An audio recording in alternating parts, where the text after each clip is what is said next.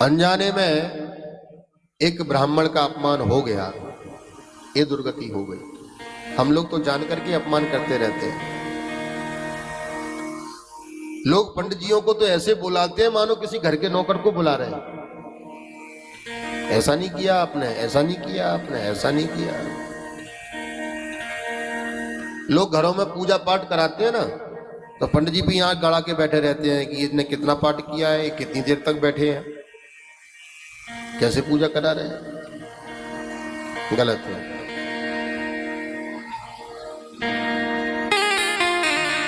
हमारे गुरुदेव कहा करते थे कि वेद पाठी ब्राह्मण संकल्प ले ले आपका अनुष्ठान का, तो संकल्प लेने मात्र से ही आपको आपके अनुष्ठान का पूरा फल मिल जाता है।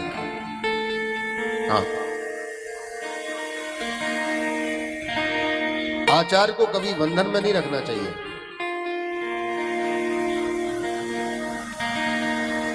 पांडित्य कर्म का इतना ह्रास होता चला जा रहा है धीरे धीरे। समाज ने उनके सम्मान को करने में कमी कर दी। अगर यही हाल रहा तो महाराज कोई भी आगे आपको उत्कृष्ट स्थिति का वेद पाठी मिलना मुश्किल हो जाएगा। डॉक्टर अपने बेटा को डॉक्टर बनाना चाहता है, इंजीनियर अपने बेटा को इंजीनियर बनाना चाहता है, वकील अपने बेटा को वकील बनाना चाहता है, लेकिन कोई भी आचार्य पांडित्य करने वाला वेद पाठी वेदज्ञ अपने बेटा को कर्मकांड में नहीं बनाना चाहता। क्यों? क्योंकि वो एक ही बात कहता है, बेटा हमारी तो कट गई जैसे तैसे, तुम तो व्यवस्थित हो जाओ। जिस व्यक्ति ने, जिस आचार्य ने अपना संपूर्ण जीवन तप, यज्ञ, हवन, अनुष्ठान, स्वाध्याय, अध्ययन, तितिक्षा, त्याग, अनुसुईया, संतोष, विद्या, मैत्रेय, इन गुणों के आधार पर निकाल दिया, उसका पूरा जीवन अपने समाज के कल्याण के लिए लग गया, तो ध्यान रखना हम समाज के लोगों का भी पूर्ण दायित्व बनता है कि उस आचार्य के जीवन में किसी प्रकार की कमी नहीं रहना चाहिए। लाखों रुपए भोजन बनाने वाले को दे देते हैं, लाखों रुपए बैंड बाजा वाले को पकड़ा देते हो आप। मैं मना नहीं करता, मत दो, खूब दो। उसका भी अपना बेचारे का रोजगार है, उसका भी अपना परिवार है, उसका भी अपना मैनेजमेंट होगा, दो। लाखों रुपए आप घोड़ा घोड़ी वालों को पकड़ा देते हो, लाखों रुपए आप अटरम सटरम करने वाले को पकड़ा देते हो। वो वीडियोग्राफर आते हैं, फोटो खींचने वाले आपकी खोपड़ी पकड़ के यहाँ घुमाते रहते हैं, घंटों आपके बर्बाद कर देते हैं महाराज। और जो मांगोगे सो दोगे। आजकल तो एक वो फूहड़पन और चल गया है, क्या बोलते हैं उसको, वो शादी से पहले होता है, क्या होता है, सूट,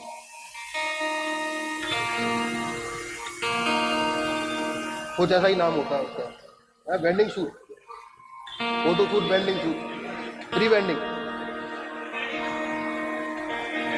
तू तो बोलेगा ही, बोलो राधे राधे। प्री बेंडिंग, हरे राम राम राम राम। ए भैया आओ, हमारी तो हाथ जोड़ के प्रार्थना है, ए बचो इन सब चीजों से। क्या विडंबना मचा रखी है, क्या संस्कृति का हम लोग अनुसरण करते चले जा रहे हैं।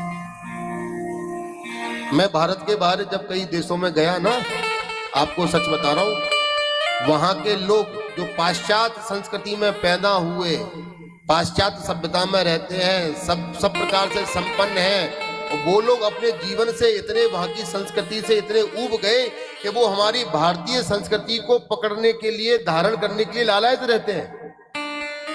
और ये हम है जो गधों की तरह उनके पीछे भागे जा रहे हैं। अरे मेरा कहने का अभिप्राय यह है, आप लाखों करोड़ों रुपए का व्यय खर्च यहाँ वहां इन सब में बर्बाद कर देते हो, लेकिन जो ब्राह्मण पूरी पूरी रात जग के तुम्हारे लिए वेदाध्ययन कर रहा है, वेद पाठ कर रहा है, आपके लिए पूजा करा रहा है, वो अगर 10-20 हजार रुपए आप उसको देते हो तो उसके बारे में सोचते हो? पहली बात तो कोई देता ही नहीं है। अगर यही हाल रहा तो आपको उच्च कोटि के वेदज्ञ वेद पाठी ब्राह्मण मिलना मुश्किल हो जाएंगे आने वाले समय में। बोलो राधे राधे। इसलिए हमारा तो आपसे निवेदन है जितना ध्यान आप अपने से जुड़े हुए अन्य व्यक्तियों का, अन्य लोगों का रखते हो, उतना ही ध्यान कम से कम आपके घर पर जुड़ा हुआ कोई भी वेद पाठी आचार्य ब्राह्मण हो उसका जरूर रखो। बोलो राधे।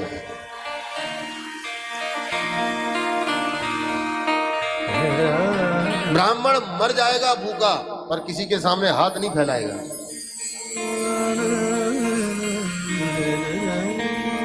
लेकिन समाज के लोगों की जिम्मेदारी बनती है कि उसके ऊपर ध्यान दें।